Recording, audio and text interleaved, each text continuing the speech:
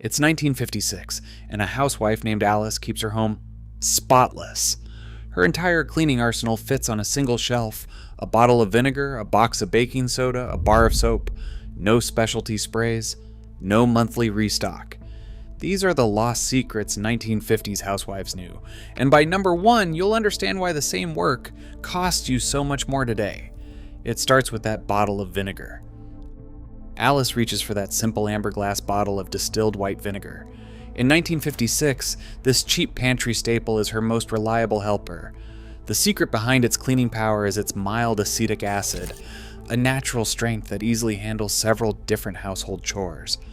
Alice splashes a bit onto her warm stove to cut through greasy splatters, then wipes her windows and mirrors to leave them shining and streak-free.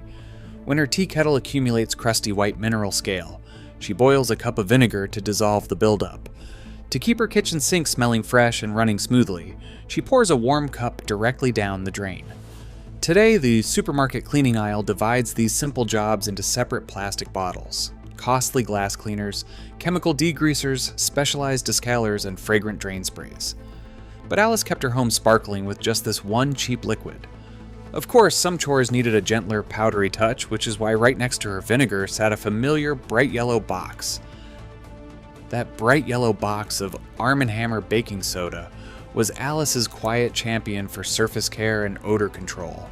Inside was pure sodium bicarbonate, a mild alkaline powder that did the work of a dozen modern specialty products. Alice knew that unlike harsh scouring powders, this gentle giant could scrub her delicate white porcelain sink clean of tea stains without leaving a single scratch. When mixed with a few drops of water, it formed a stain-lifting paste that lifted dried-on grease from her stove. But its real magic was chemical neutralization, not brute force.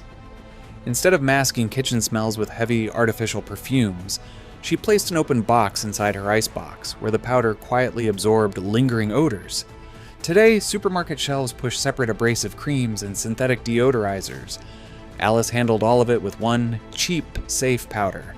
Yet, as wonderful as baking soda was, her next favorite household helper did not cost her a single penny.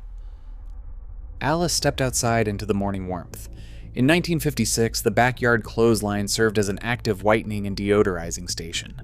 Alice carried out her heavy cotton sheets, damp linens, and striped mattress ticking, letting the bright summer sun do the heavy lifting.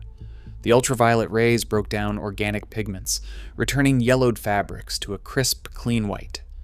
This natural exposure swept away stale indoor odors, leaving a clean, sun-kissed scent that no modern chemical can replicate. Today, we purchase synthetic bleaches, optical brighteners, and fabric deodorizers to mimic what Alice gathered freely from the sky. This quiet, open-air partner kept her wash day fresh for absolutely nothing. But when stubborn grease and ground-in dirt demanded a tougher touch, Alice reached for a legendary brown bar of laundry soap. That legendary block was a bar of Fell's Naphtha, a heavy, earthy brown laundry soap that cost Alice just 5 cents in 1956. With its original formula containing naphtha, a natural solvent, this single bar possessed an almost miraculous ability to dissolve heavy oils and stubborn grease. Whenever her husband came home with grass stains on his trousers or dark rings around his shirt collars, Alice didn't panic. She simply dampened the fabric, rubbed the bar directly over the stain, and let it work its magic before the wash. She even grated it with a kitchen grater to create her own highly effective laundry powder. Today, the modern laundry aisle is packed with specialized stain pens, chemical sprays, and color-safe pre-treaters, each targeting a different spot, a fragmentation that makes us wonder why keeping our clothes clean has become so complicated and expensive. Alice bypassed all of them with this one cheap bar. Fell's Naphtha represents the last of the physical staples on Alice's shelf. These first 4 secrets, vinegar, baking soda, sunlight, and this humble soap, were the tangible tools she kept close at hand.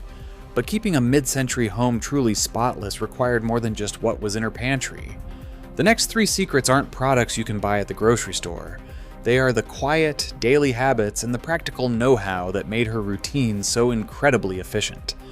It began with a simple rule that kept messes from ever getting out of hand.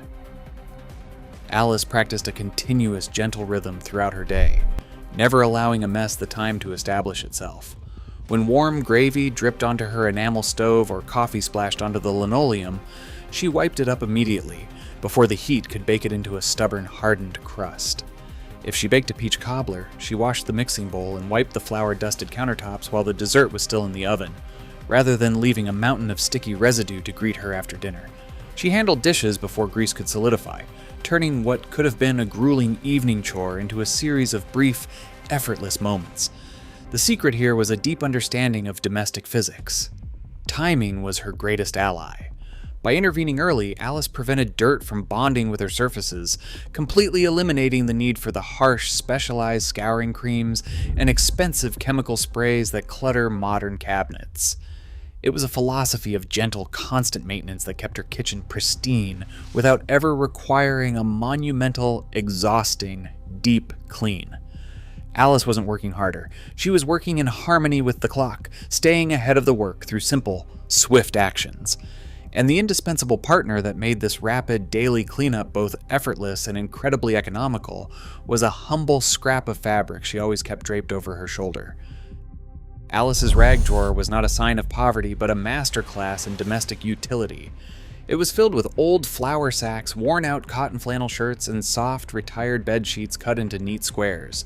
These scrap cloths cost nothing, yet they outlasted any modern disposable. When a rag became soiled, it wasn't tossed in the trash.